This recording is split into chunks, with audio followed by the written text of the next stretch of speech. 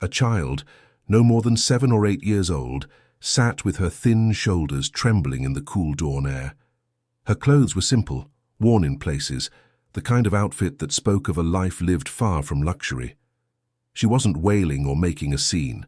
Her grief was the quiet kind, the kind that runs deeper than tears, manifesting in soft whimpers that barely disturbed the morning stillness.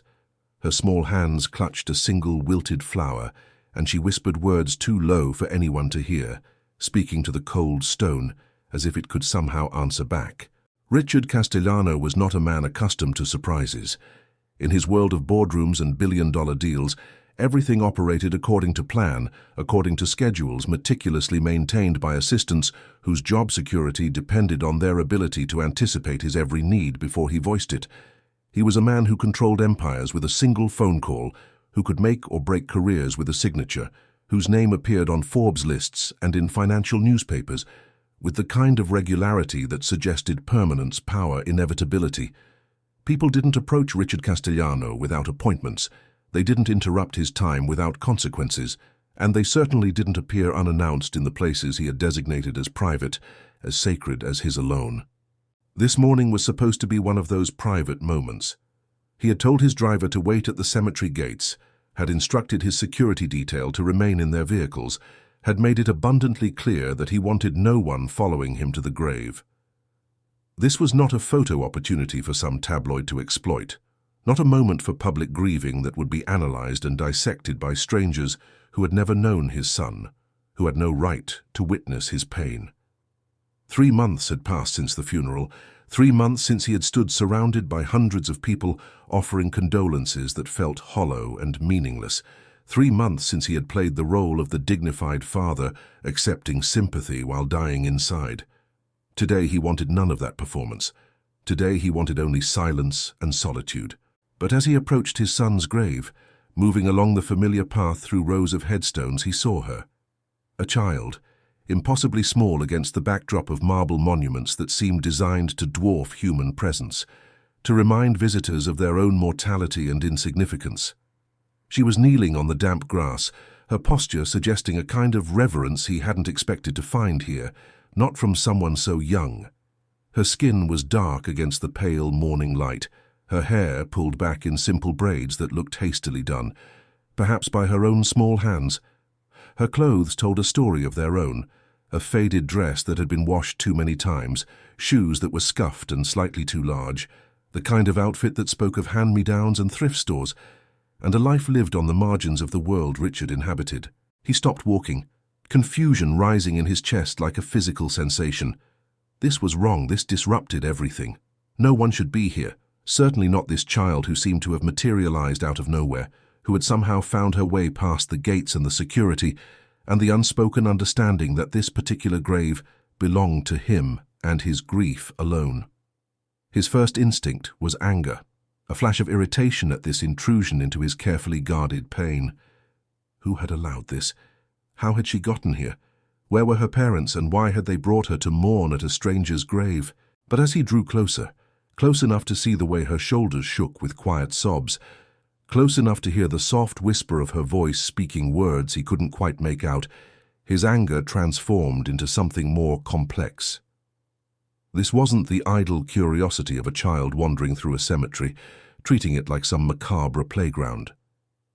This was real grief, as genuine as his own, perhaps more openly expressed than he had allowed himself in all these weeks of controlled mourning. She was crying for his son, this child who wore poverty like a second skin, who by all logic should have no connection whatsoever to the wealthy young man buried beneath that expensive granite headstone. Richard found himself rooted in place, studying her with the kind of analytical focus he usually reserved for business deals and contracts. Every detail seemed important, every aspect of her presence a clue to a puzzle he hadn't known existed until this moment. Why would she be here? The question echoed in his mind with increasing urgency, demanding an answer that refused to come.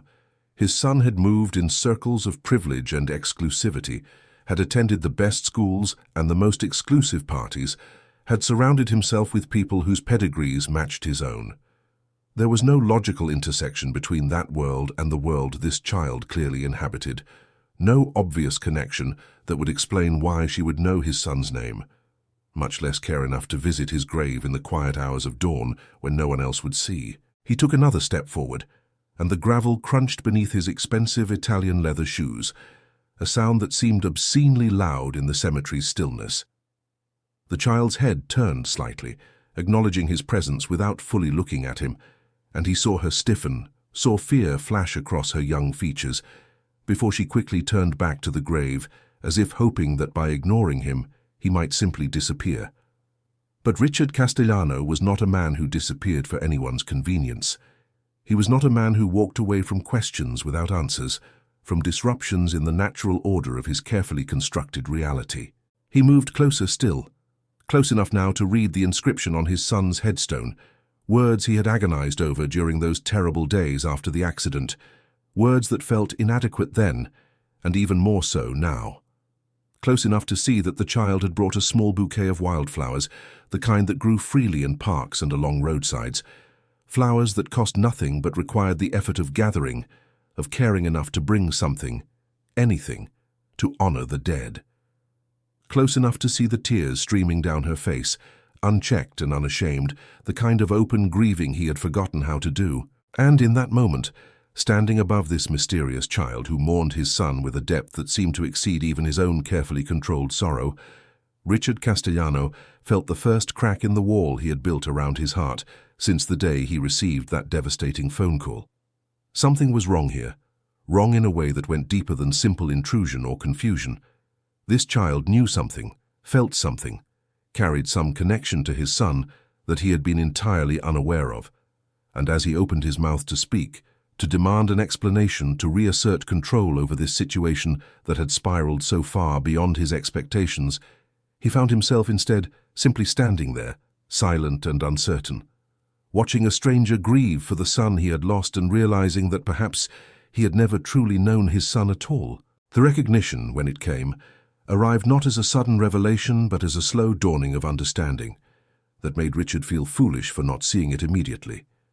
He knew this child, or rather he had seen her before in the peripheral vision of his daily life, in those fleeting moments when his attention had briefly touched upon the people who moved through his household like ghosts, performing their duties with such quiet efficiency that they became nearly invisible. She was the daughter of Elena, his maid, the woman who had worked in his home for nearly a decade, who arrived before dawn and left after dusk, who maintained his household with a dedication that he had always taken for granted but never truly acknowledged. Elena was the kind of employee Richard preferred, silent, competent, and utterly unobtrusive. She cleaned his home, prepared his meals when the cook was off duty, managed the household inventory with a precision that never required his input or attention. In all the years she had worked for him, he could count on one hand the number of conversations they had shared, beyond simple instructions and brief acknowledgements. She existed in his world, but not of it, a necessary presence that he noticed only in her absence, when something went undone or when a schedule was disrupted. She never spoke unless spoken to, never offered opinions or observations about the family she served, never overstepped the invisible boundaries that separated the help from the helped. He had known in some distant way that Elena had a daughter. He had occasionally glimpsed the child waiting in the kitchen after school, sitting quietly with homework spread before her while her mother finished the day's tasks. But he had never truly looked at her, had never considered her as a real person with her own life and feelings and connections. She was simply part of Eleanor's life, an extension of the help, someone who existed in those service areas of his home that he rarely entered and never thought about. The child had always been gone by the time he arrived home from work, whisked away to whatever modest apartment Elena maintained on a maid's salary, back to a world that was completely separate from his own. But now, seeing her here in the cemetery, watching her grieve with such genuine anguish, Richard was forced to truly see her for the first time. She was delicate in the way of children who had known hunger, not the dramatic starvation that made headlines, but the quiet, chronic kind that came from meals skipped to pay rent, from portions stretched too thin, from a mother who gave her own food to ensure her daughter ate. Her dress, he now noticed, had been mended in several places with careful, nearly invisible stitches that spoke of Elena's skill and pride even in poverty. Her shoes were clean despite their age, polished with the kind of attention that suggested they were her only pair, perhaps her best pair, worn to visit this grave because the occasion demanded respect, even if resources were limited. There was a gentleness in how she moved, a carefulness in how she arranged the wildflowers she had brought, placing them just so beside the elaborate arrangements Richard's assistant had ordered from the city's most expensive florist. Her flowers looked humble by comparison, almost apologetic, yet there was something more honest about them, more personal, as if they had been chosen with actual thought rather than selected from a catalogue by someone paid to express grief on his behalf. She touched the headstone with a tenderness that made Richard's chest ache, her small fingers tracing the letters of his son's name as if committing them to memory, as if afraid she might forget. Richard felt profoundly unsettled by the scene before him, by the emotions it stirred in places he had thought were safely locked away. The contrast between them was stark and undeniable. His expensive suit against her threadbare dress, his chauffeur-driven arrival against what must have been a long bus ride, or perhaps even a walk from whatever neighborhood Eleanor called home, his wealth and power against her poverty and vulnerability. Yet here they were, brought together by grief for the same person, mourning the same loss connected by death in a way life had never allowed. The questions multiplied in his mind, each one more troubling than the last. Why would Elena's daughter be here? How had she even known about his son's death beyond what she might have overheard while her mother worked in his home? Why would she care enough to make this journey, to bring flowers, to cry as if she had lost someone who actually mattered to her? His son had lived in a different world entirely, had moved through spaces and social circles that people like Elena and her daughter could never access. There should be no connection here, no relationship that would explain this level of grief. Unless there was something he didn't know, something that had been hidden from him, something that existed in those spaces of his son's life, that remained opaque and mysterious even now, after death had supposedly ended all secrets. The thought unsettled him more than the child's presence itself. What else had he missed? What else had he been too busy, too distracted, too focused on business and profit margins to notice? His son had died 3 months ago, and Richard was beginning to realize that he had barely known him at all, that there were entire chapters of his son's life that had been written in invisible ink, waiting for moments like this to reveal themselves. He looked at Elena's daughter with new eyes now, seeing not just an intrusion but a mystery, not just a poor child crying at a rich man's grave, but a connection to his son that he couldn't yet understand. She represented something he had failed to see, failed to know, failed to protect perhaps. And the weight of that failure settled over him like a physical burden, adding to the grief he already carried, complicating his mourning with questions that demanded answers he wasn't sure he wanted to hear. Michael Castellano had been 28 years old when he died, killed instantly when his car veered off a rain-slicked highway at 3 a.m, returning from somewhere Richard had never thought to ask about. The official report said he had been driving too fast, said alcohol may have been a factor, said it was a tragic accident that could have been prevented with better judgment.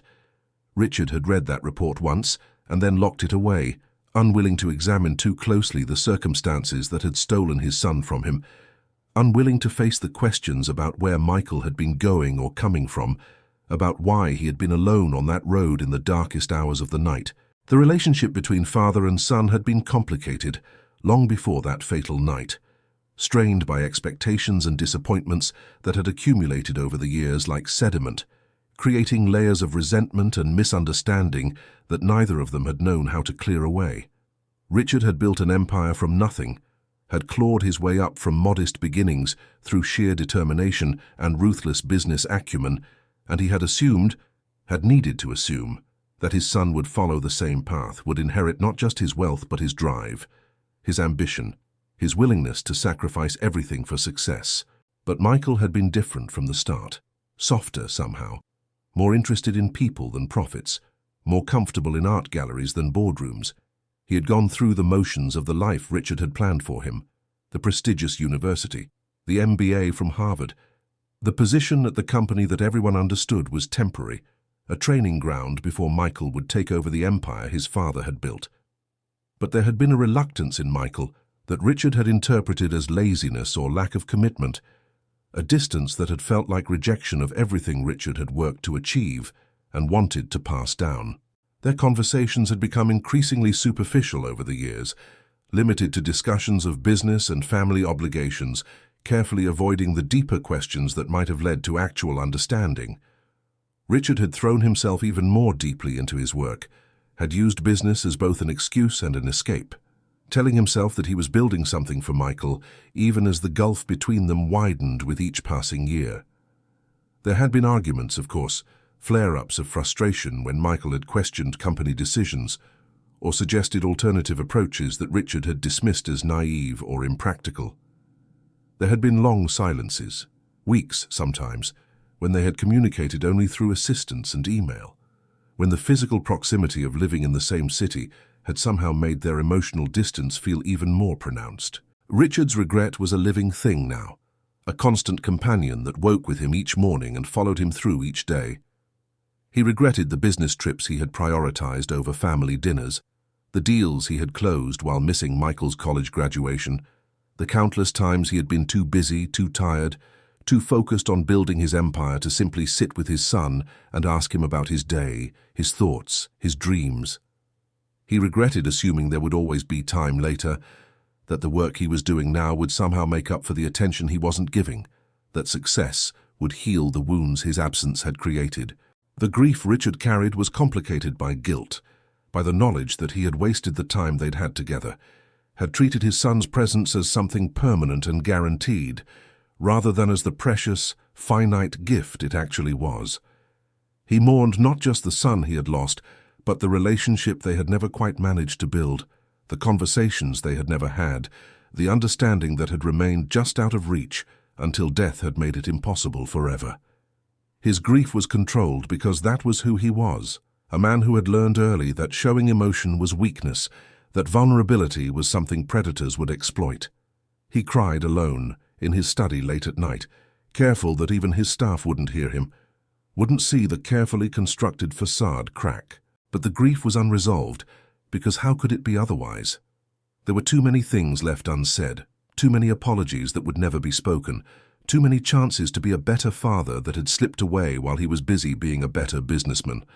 Michael's death had frozen their relationship at its worst point, had preserved forever the distance and disappointment rather than offering any path to redemption or reconciliation.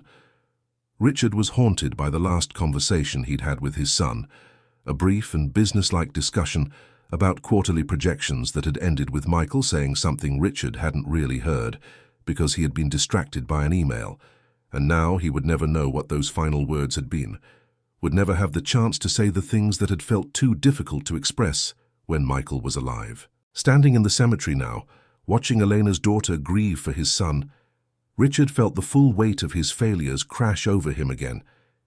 Here was a child who apparently knew Michael well enough to mourn him, who cared enough to bring flowers to his grave, who had been moved to tears by his death. What did she know about Michael that Richard didn't? What side of his son had she seen that had remained hidden from him? The questions multiplied, each one a small knife cutting into the carefully maintained armor he had built around his heart. His son had died, and Richard was slowly realizing that he might never have truly known him at all, that Michael had lived an entire life beyond the narrow scope of what Richard had bothered to notice. The pain of that realization was almost worse than the grief itself, because it meant that he had lost not just a son, but the opportunity to ever really know him. Whatever secrets Michael had kept, whatever relationships he had formed, whatever person he had been when not performing the role of dutiful heir, all of that was gone now, buried with him, lost forever. Unless this child somehow held answers, unless in her grief she carried pieces of Michael that Richard had never seen. The thought filled him with equal parts hope and dread, a desperate need to know mixed with fear of what he might learn. As Richard stood in silence, reluctant to interrupt but unable to leave, he began to notice details about the child's behavior that deepened his confusion and stirred something closer to alarm. She wasn't simply crying at a stranger's grave, wasn't performing the kind of general sadness that children sometimes expressed when confronted with the concept of death. This was personal and specific. intimate in a way that suggested familiarity, connection, relationship. She talked to the grave as if Michael could hear her voice too soft for Richard to make out most of the words, but the tone was unmistakable. She was having a conversation, sharing news perhaps, or making reports about her day, her life, the things that had happened since the last time she had visited. How many times had she been here? The question struck Richard with unexpected force. He came only on important dates, the funeral, the 1-month anniversary, today, which marked 3 months. His visits were scheduled obligations, moments carved out of his busy life with the help of assistants who managed his calendar. But this child appeared comfortable here, familiar with the location and the routine, as if this were not her first visit, or even her 5th. She had known exactly where to go, had walked directly to Michael's grave without hesitation or confusion, had knelt in a spot that looked worn, as if she had occupied it many times before. The offerings she had brought weren't just the wildflowers Richard had initially noticed. As he watched, she pulled other items from a small backpack he hadn't seen at first, a drawing, carefully folded, which she placed against the base of the headstone, weighing it down with a smooth stone so the wind wouldn't carry it away. She pulled out what looked like a plastic toy, a small figurine of some kind, and set it beside the drawing with the kind of care that suggested it was precious to her, something she was sharing rather than discarding. These weren't random objects brought on a whim. They were gifts, chosen with intention, brought to commemorate something or to maintain a connection that death had interrupted, but apparently not ended. Richard found himself leaning closer, trying to hear what she was saying, and caught fragments of sentences that made no sense in the context he understood. She was telling Michael about school, about a test she had passed, about a book she had finished reading. She was asking him questions, pausing as if waiting for answers that would never come, then continuing with a one-sided conversation that spoke of loneliness and longing. She was treating this grave not as a memorial to a distant stranger, but as a connection to someone who had been part of her life, someone whose absence left a void she was trying to fill with these visits, these offerings, these whispered conversations that no one else was meant to hear. Then she said something that made Richard's blood run cold, words that cut through his confusion and transformed it into something sharper, more urgent.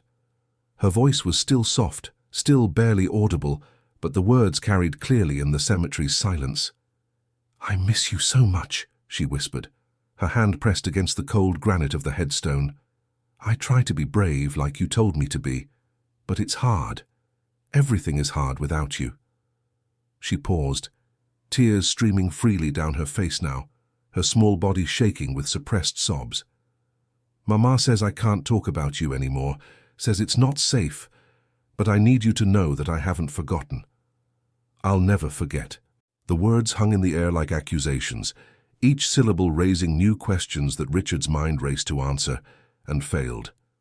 Not safe? Not safe to talk about Michael? Why would it be unsafe for this child to mention his son? What kind of relationship had existed between them that required secrecy, that needed to be hidden even now after death had supposedly ended all concerns about scandal or exposure? Richard felt the ground shifting beneath him, felt the careful narrative he had constructed about his son's life beginning to crumble, revealing spaces and gaps he hadn't known existed. The child continued speaking, and Richard found himself frozen, unable to interrupt, unable to look away. "He promised he'd always protect me," she said, her voice breaking on the words. "He said nothing bad would ever happen as long as he was here. But he's not here anymore, and I don't know what to do. I don't know who's going to keep me safe now." The words were simple, childlike in their directness, but they carried implications that Richard couldn't begin to process. Protection from what? Safety from whom? What had Michael been shielding this child from, and why had he felt it was his responsibility to do so? Richard's mind raced through possibilities, each one more troubling than the last. Had Michael been involved in some kind of charity work he hadn't mentioned? Had he been secretly supporting Elena's family in ways Richard hadn't known about? But those explanations felt insufficient, didn't account for the depth of emotion this child displayed, didn't explain why it wouldn't be safe for her to speak about Michael or why he would have promised to protect her specifically. The relationship suggested by her words was closer, more personal, more intimate than simple philanthropy or employer benevolence. A terrible suspicion began to form in Richard's mind, a possibility so unexpected and so contradictory to everything he thought he knew about his son that he wanted to reject it immediately, wanted to dismiss it as impossible. But the evidence was here before him. A child grieving with the kind of pain that came from genuine loss, speaking of promises and protection, bringing offerings to a grave she visited frequently enough to have worn a path in the grass. She knew things about Michael she shouldn't know, cared about him in ways that made no sense unless there was some connection Richard had been entirely unaware of, some relationship that had been deliberately hidden from him. He thought about Michael's late nights, the unexplained absences, the vague answers to questions about where he had been or what he had been doing. Richard had attributed those mysteries to a young man's desire for privacy, perhaps to a social life Michael didn't feel comfortable sharing with his workaholic father. He had never pushed for details, had told himself that Michael was entitled to his own life, his own secrets.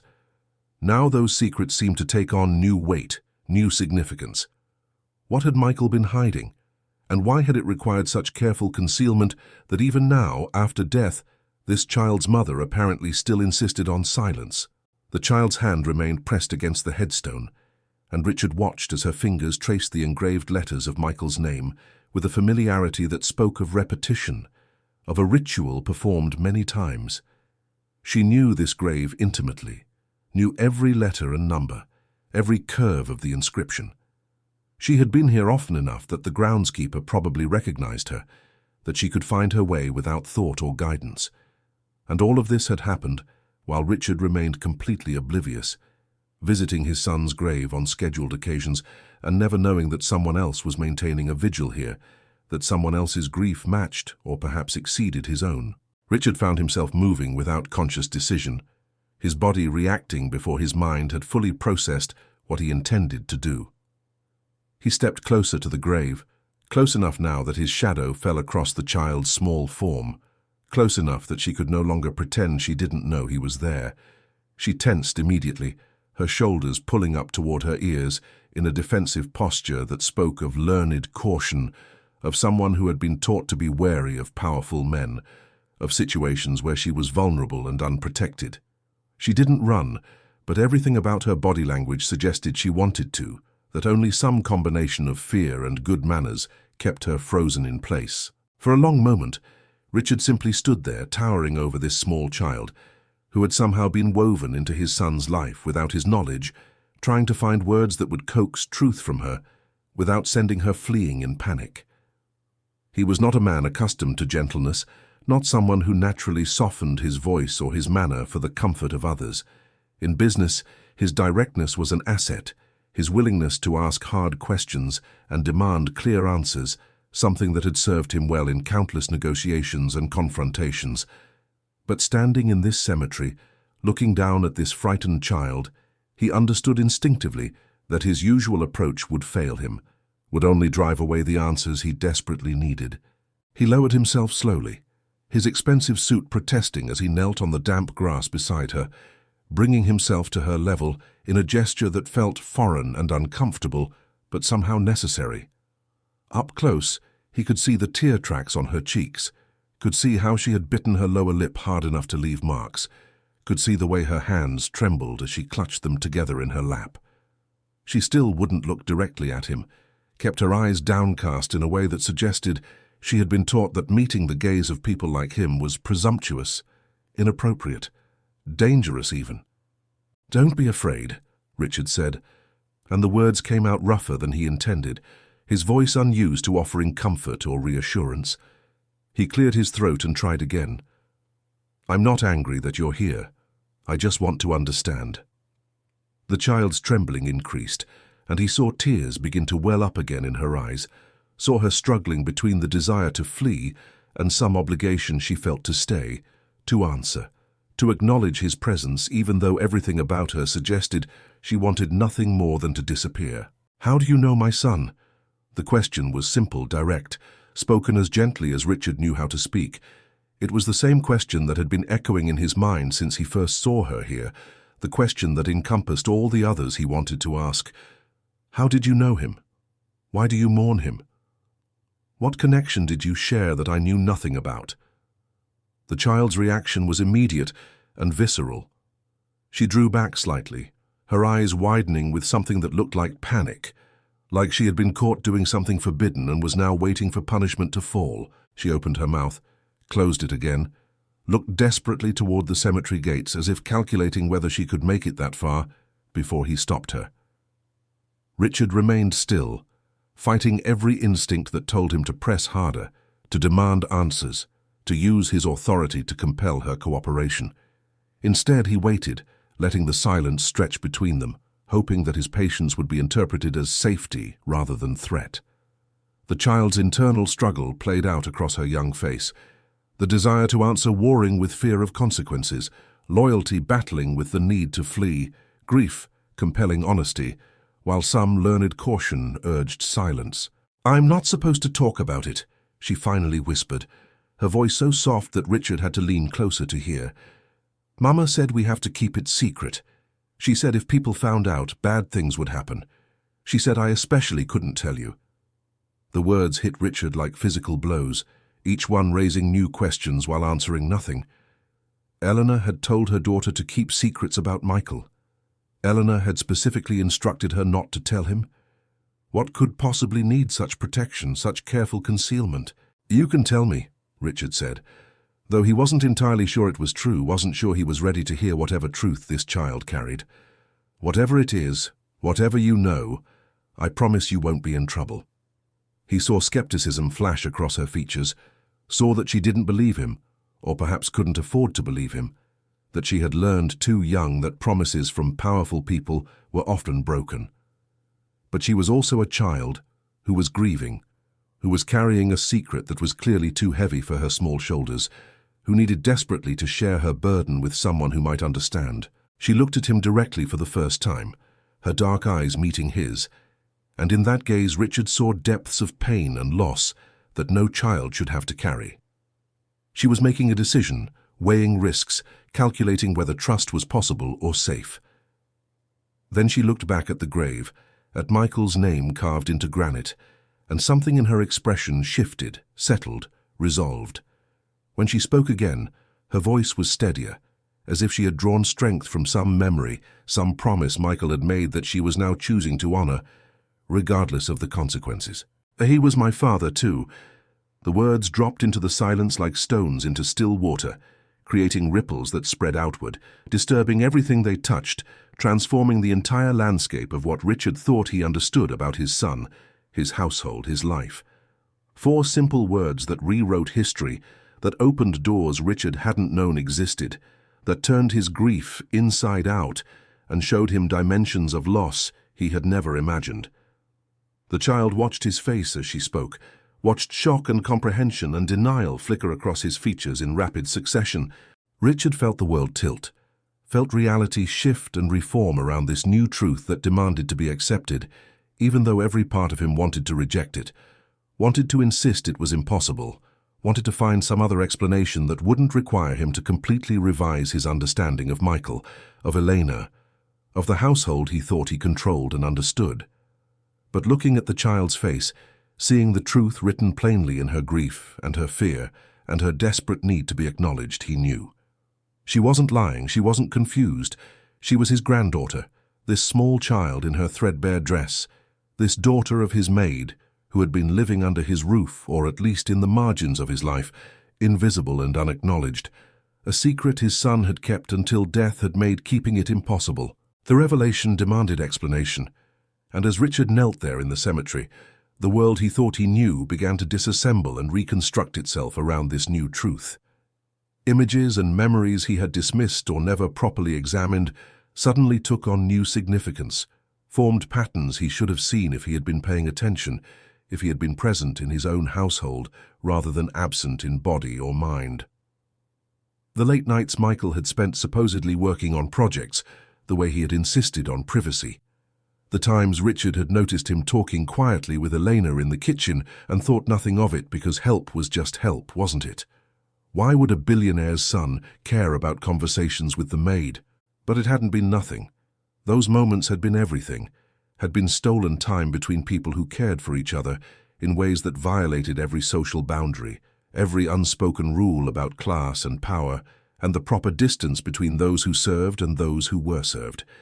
Richard's mind worked backward through time, reframing memories through this new lens.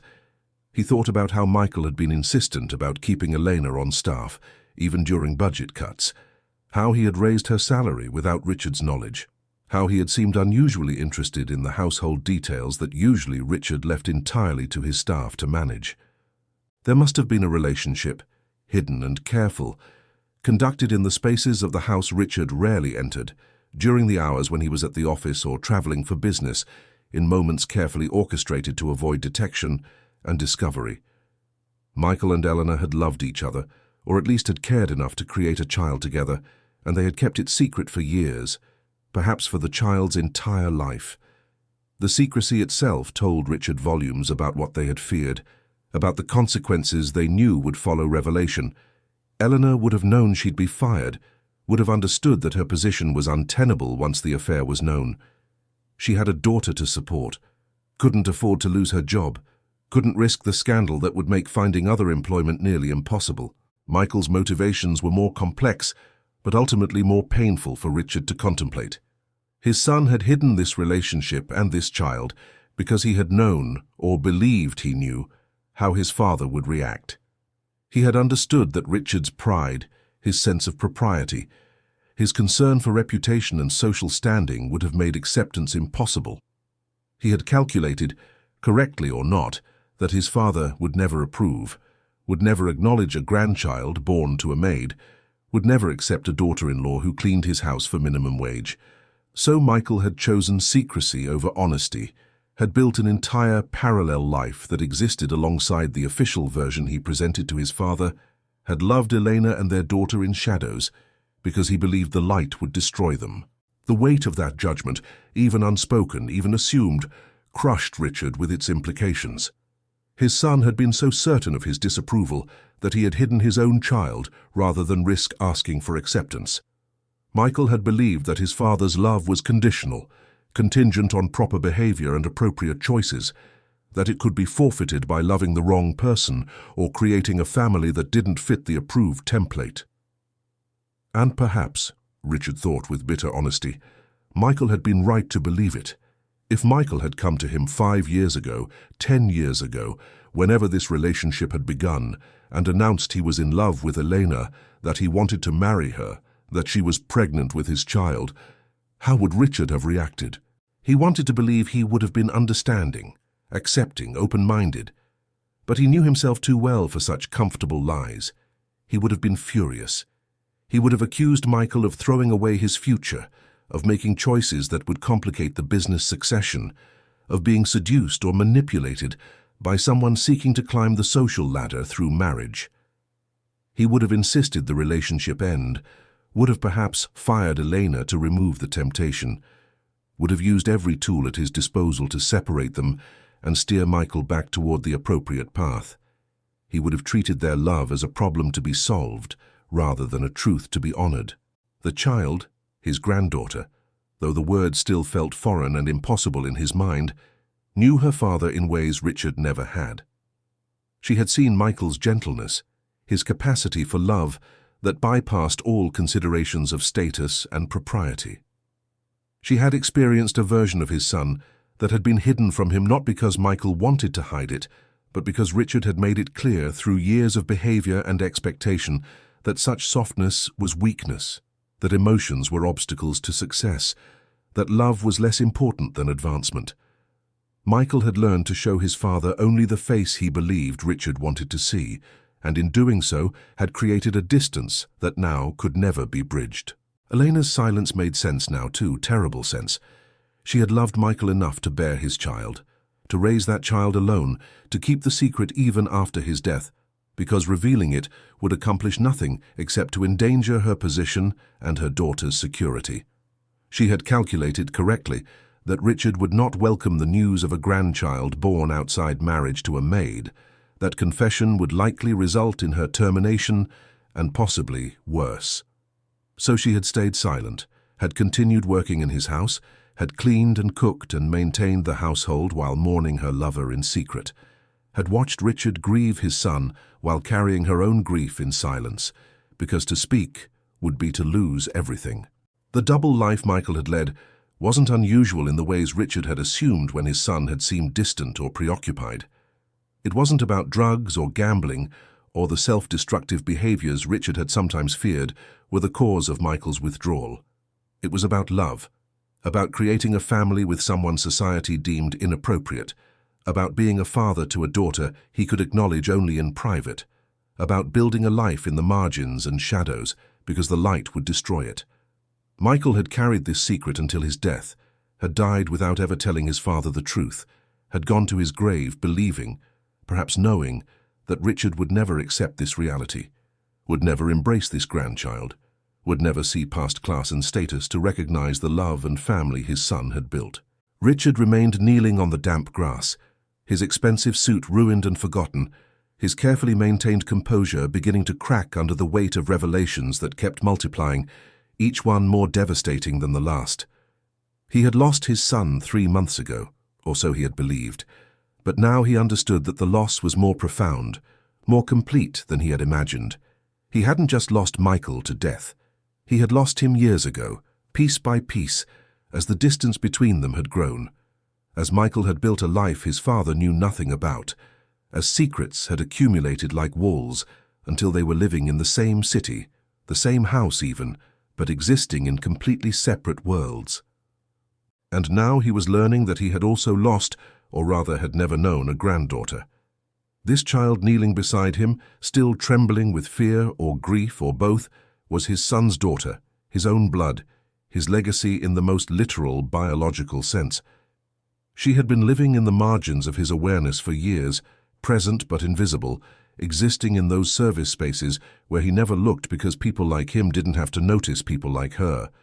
She had grown up knowing her father in secret, had loved him and been loved by him in carefully hidden moments, had experienced a version of Michael that Richard now realized he had never truly known.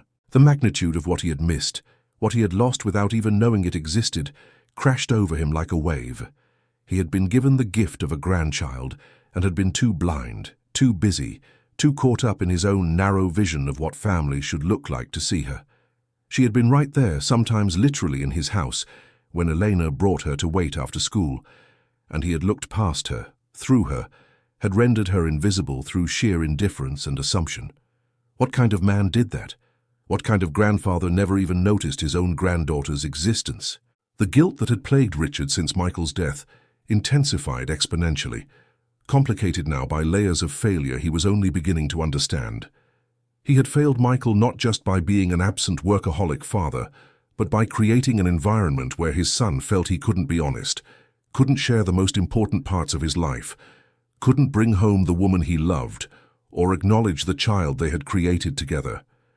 He had failed by making his love seem so conditional, so dependent on proper behavior and appropriate choices, that Michael had chosen secrecy over risking rejection. He had failed by being the kind of father whose son would rather maintain a double life than disappoint him. And he had failed this child, his granddaughter, who should have had a grandfather who knew her name, who celebrated her birthdays, who was present in her life in all the ways that mattered. Instead, she had grown up with a father who could acknowledge her only in shadows, and a grandfather who didn't know she existed. She had lost her father 3 months ago, had been grieving in secret because revealing her loss would reveal the relationship that had created her, would expose the truth her mother had insisted must remain hidden for their protection and survival. Richard felt something breaking inside him, some carefully constructed wall that had held back emotion for decades. He had learned early in his rise to power that showing feeling was dangerous, that vulnerability would be exploited, that success required a hard shell and an iron will. He had perfected the art of control, of keeping his face impassive during negotiations, of never letting anyone see doubt or fear or pain. He had been so good at it that the mask had become the face, had forgotten how to remove it even in private moments, when no one was watching and there was nothing left to win or lose. But now, kneeling beside his granddaughter at his son's grave, something in him simply gave way. The tears came before he could stop them, hot and sudden, streaming down his face in a way he hadn't allowed since he was young, since he had learned that crying was weakness, and weakness was death in the world he had chosen to inhabit. His shoulders shook with sobs he couldn't quite suppress, though he tried, though years of conditioning screamed at him to control himself, to maintain dignity, to never let anyone see him broken like this. He wasn't crying for Michael anymore, or not just for Michael. He was crying for all of it, for the son he had never truly known, for the relationship they had never managed to build, for the grandchild he had missed knowing, for the years of distance and silence and carefully maintained walls that had kept out not just the bad, but also the good, not just the pain, but also the love. He was crying for his own failures, for the ways he had prioritized everything wrong, for the price his son had paid for having a father who valued success over connection, empire over family. The child beside him had gone very still, watching this display of emotion with what looked like shock. She had probably never seen a grown man cry, certainly never seen someone like Richard Castellano, whose name was synonymous with power and control, break down so completely. She looked uncertain whether to flee or stay, whether this emotion was dangerous or safe, whether she should try to comfort him or simply wait for the storm to pass. In the end, she did something that nearly broke him all over again. She reached out her small hand and placed it tentatively on his arm, a gesture of comfort from someone who had every reason to fear him and no reason to care about his pain. That simple touch, that small kindness from a child who owed him nothing, who he had failed so completely, was almost more than Richard could bear. He covered her hand with his own, held it there while he struggled to regain some measure of composure, to find his way back to functionality through the overwhelming tide of grief and guilt and loss that threatened to drown him. They stayed like that for a long moment, two people connected by blood neither had known about until today, joined in grief for the same man, seeking comfort in each other's presence because there was nowhere else to find it. When Richard finally managed to speak, his voice was rough, barely recognizable as his own. "I'm sorry," he said, and the words felt inadequate, impossibly small given the magnitude of what he was apologizing for. "I'm so sorry." He wasn't sure the child fully understood what he was apologizing for. There was so much, too much to enumerate, a lifetime of failures compressed into two words that couldn't possibly carry the weight he needed them to bear. But she seemed to understand on some level, seemed to recognize genuine remorse even if she couldn't articulate why it was necessary. "He loved you," she said softly, generously, offering comfort she shouldn't have to provide. "He talked about you sometimes. He wished things were different." The words were meant to help, Richard understood, meant to soften the blow of what he was learning about his distance from his son. But they only made it worse, only emphasized how much Michael had wanted a relationship that Richard had been too busy or too blind to build. His son had loved him despite everything, had wished for connection even while hiding the most important parts of his life, and now it was too late to ever make things right. The sound of footsteps on gravel broke through the emotional fog that had settled over the cemetery, and Richard looked up to see Eleanor running toward them, her face a mask of panic and terror.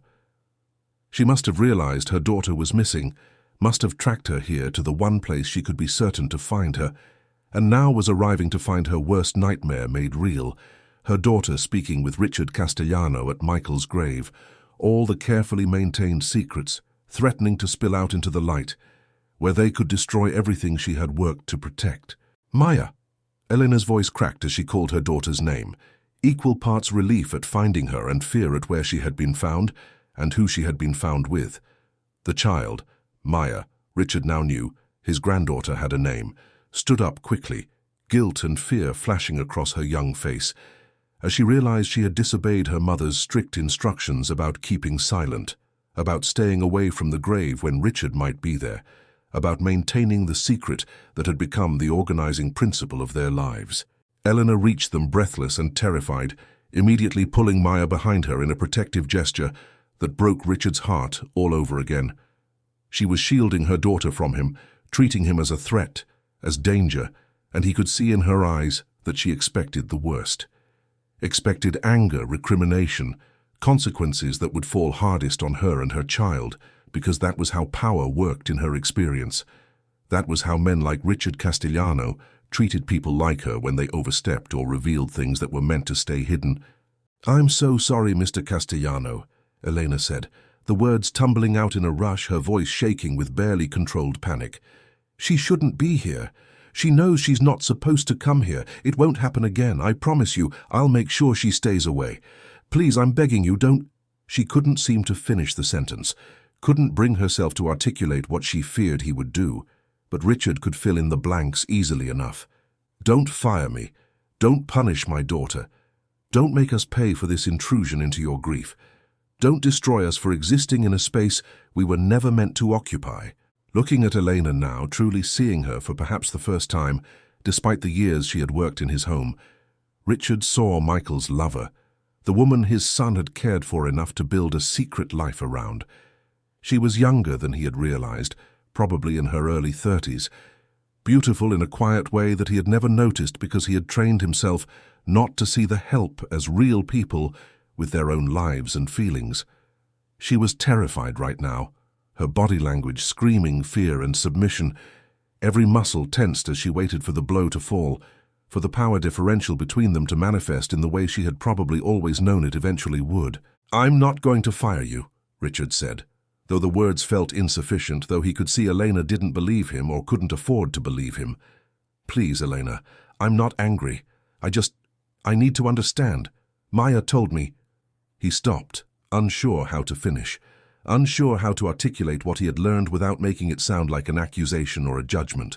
Elena's face went pale, the blood draining from her features as she realized that the secret was out, that her daughter had done the one thing she had been explicitly forbidden to do, had told Richard Castellano the truth about her parentage and what that meant about Elena's relationship with Michael. "Please," Elena whispered, her voice breaking, "please, we'll leave. We'll go away.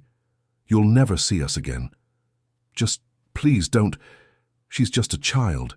She didn't understand what she was saying. You don't have to—" "Stop," Richard said, the word coming out more harshly than he intended, causing both Elena and Maya to flinch. He softened his tone, tried again. "Please, stop. You don't need to run. You don't need to disappear. I'm not going to hurt you or Maya. I just need to know the truth. All of it." He saw the moment Elena realized she had no choice, that the secret was already out, and running would solve nothing, that her only option now was to trust that Richard meant what he said about not punishing them for truths they had hidden to protect themselves. She was silent for a long moment, her arms still wrapped protectively around Maya, her mind clearly racing through options and finding none that felt safe.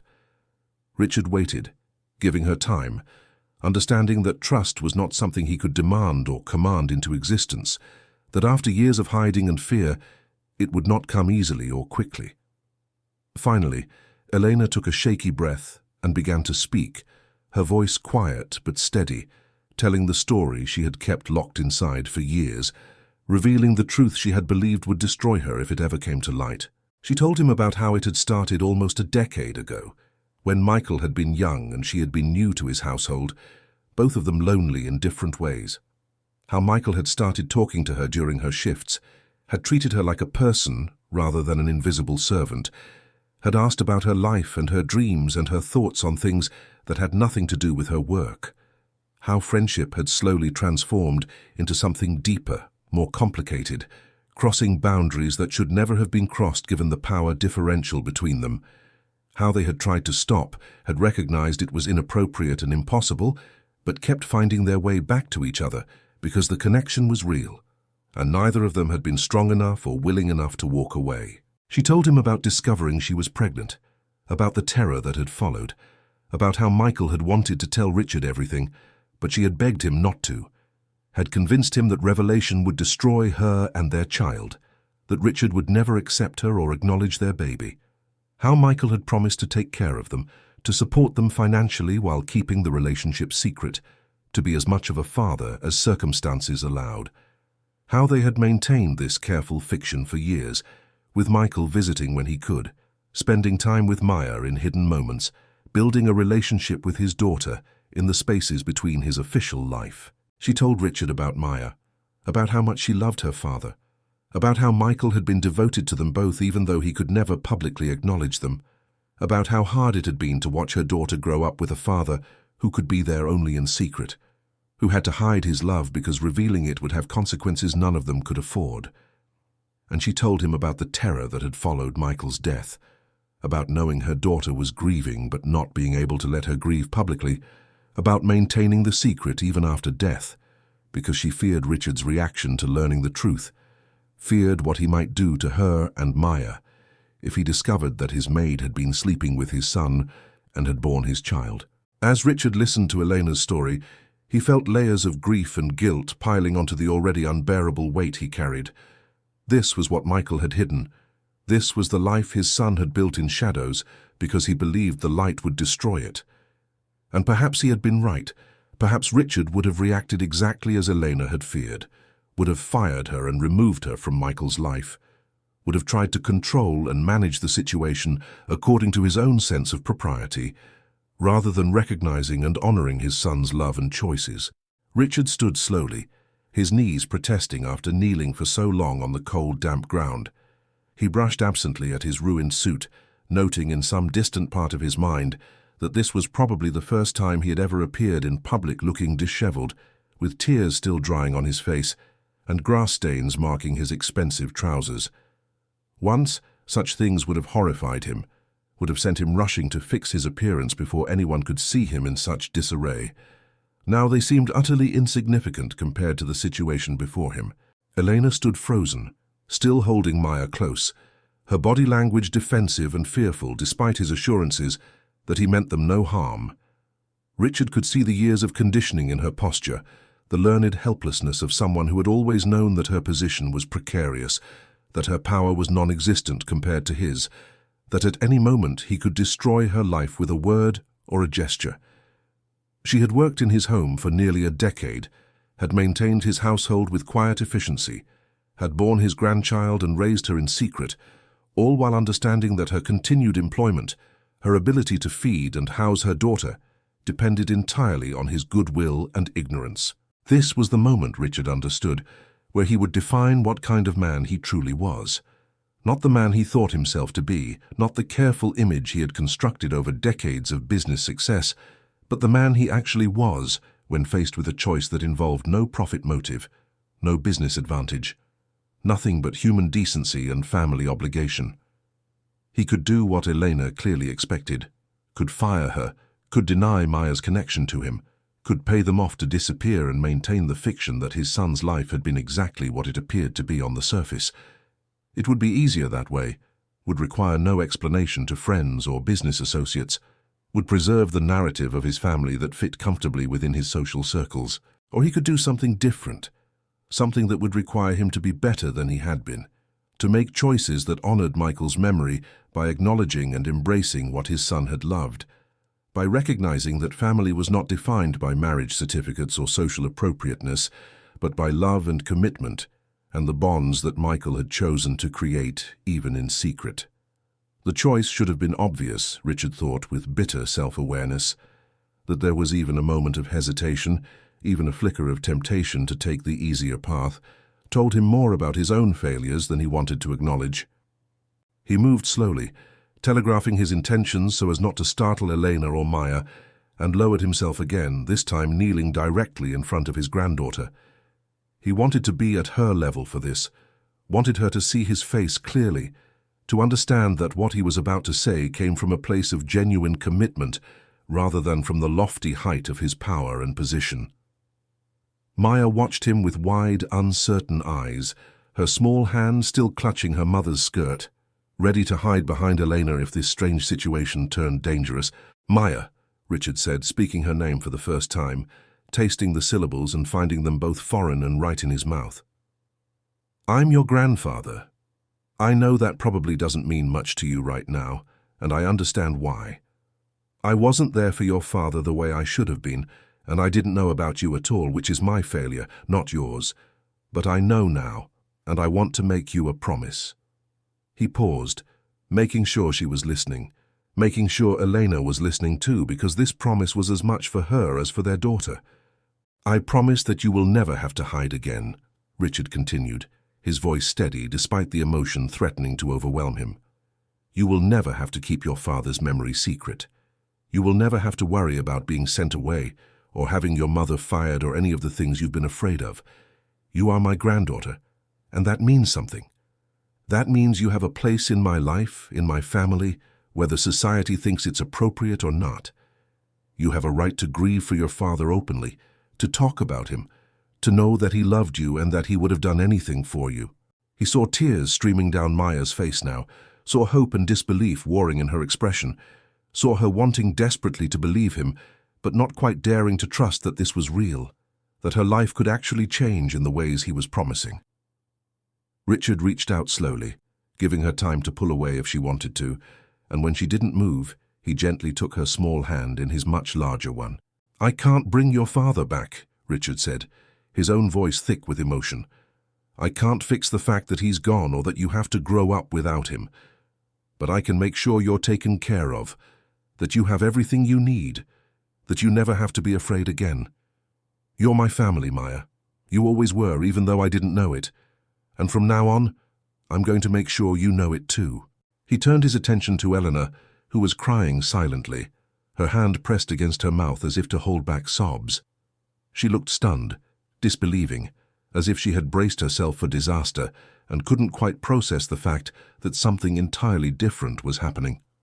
"Elena," Richard said, and she flinched slightly at her name. Years of employer-employee dynamics hard to overcome, even in this moment. "You don't need to be afraid of me. You don't need to worry about your job or your home or your daughter's future. I know I haven't given you any reason to trust me, but I'm asking you to try." "Michael loved you," Richard continued, the words difficult to say but necessary. "I don't fully understand when it started or how, and right now that doesn't matter. What matters is that he loved you enough to build a life with you, to create a family with you, even if he had to do it in secret. He was Maya's father, and he cared about both of you deeply. I'm sorry I made him feel like he couldn't tell me about you. I'm sorry I was the kind of father who seemed so unapproachable that my own son kept the most important parts of his life hidden from me. But I want to do better now. For Maya's sake, and for Michael's memory, I want to do better." Eleanor was shaking her head slightly, not in denial but in disbelief, struggling to reconcile this version of Richard Castellano with the distant, intimidating employer she had served for years. "Mr. Castellano, I can't." She couldn't seem to form complete sentences, couldn't find words adequate to the moment. Richard understood.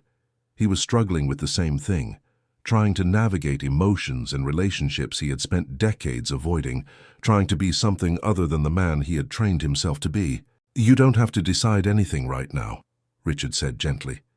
"You don't have to trust me immediately or believe that everything is going to be fine. But I'm asking for the chance to prove that I mean what I say, that I want to be part of Maya's life, that I want to honor Michael's memory by embracing what he loved.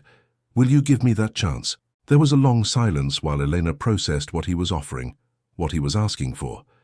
Richard could see the calculation happening behind her eyes, the risk assessment, the weighing of possibilities. She had survived this long by being careful, by trusting no one, by assuming that people with power would use it against her rather than for her. Changing that mindset would not happen in a single conversation, would require proof over time that Richard meant what he said. But he could see the moment she decided to take the risk, to gamble on the possibility that maybe, just maybe, this could work.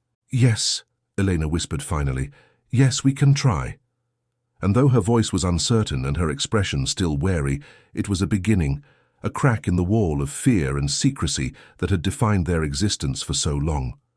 Richard felt something loosen in his chest, felt a tiny spark of hope that perhaps not everything was lost, that perhaps there was still time to salvage something meaningful from the wreckage of his failures. The weeks that followed that cemetery encounter were among the most difficult and transformative of Richard Castellano's life. True to his word, he began the process of bringing Maya fully into his world, though he quickly discovered that dismantling years of secrecy and fear was far more complicated than issuing declarations and making promises. Maya had spent her entire life learning to be invisible in his presence, had been carefully taught by circumstances and necessity to expect nothing from him, and that conditioning could not be undone overnight. Their first attempts at conversation were awkward, stilted, filled with long silences and uncertainty as they tried to find common ground across the vast gulf of experience and expectation that separated them.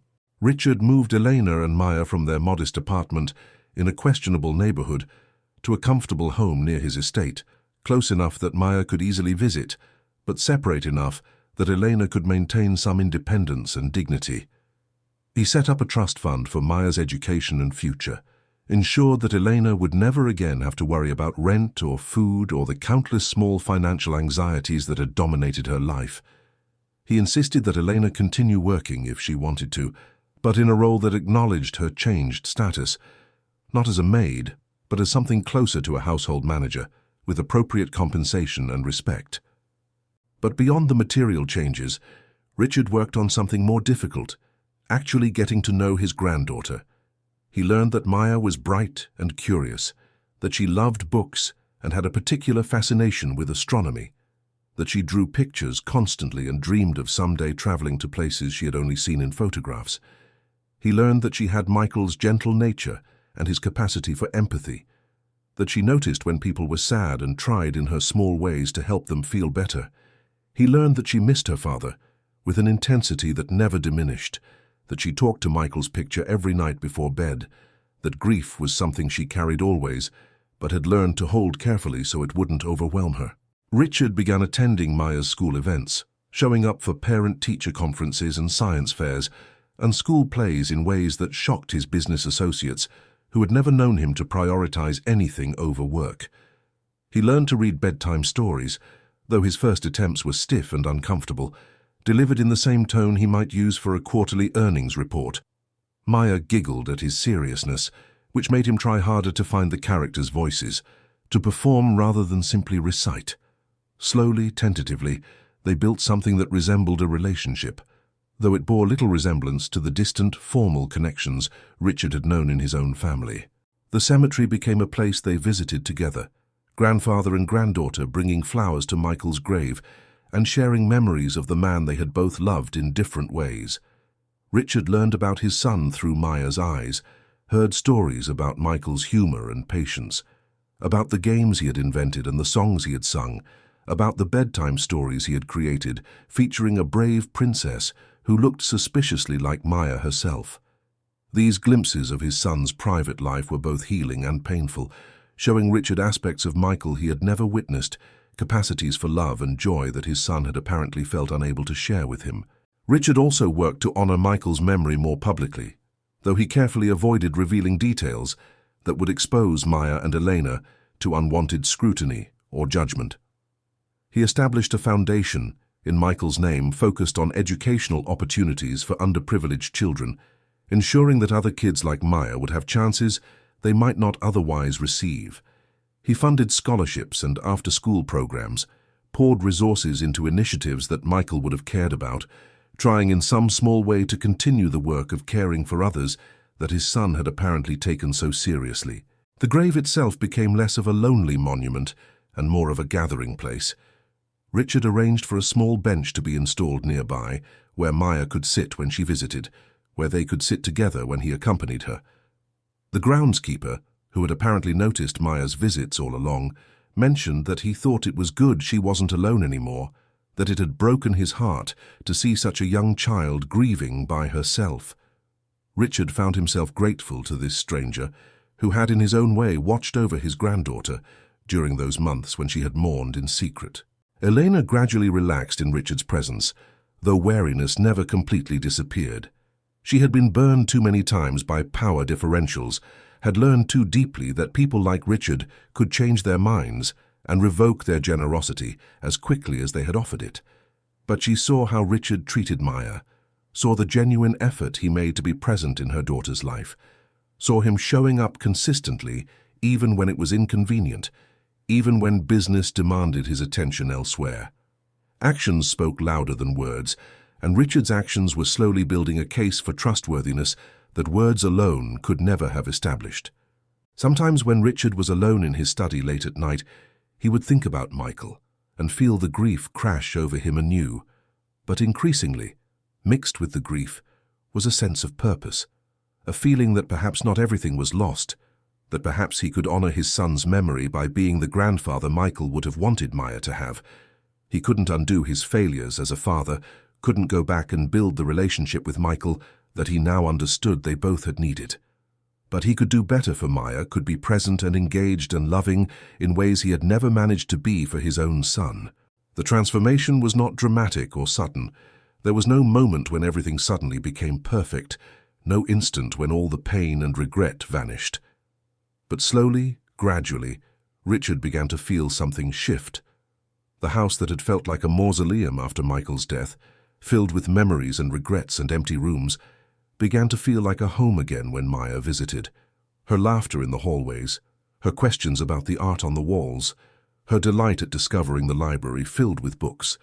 These small moments brought life back into spaces that had felt dead. Richard learned that legacy was not what he had always thought it was. He had built an empire, had created a business that would outlast him, had accumulated wealth and power and influence that would echo long after he was gone. But none of that mattered as much as the small hand that now trustingly slipped into his when they walked together, as much as the voice that had started calling him Grandpa Richard with increasing comfort and affection, as much as the opportunity to help shape the life of a child who carried his son's blood and his son's gentle spirit into a future Richard would not live to see but could help to build.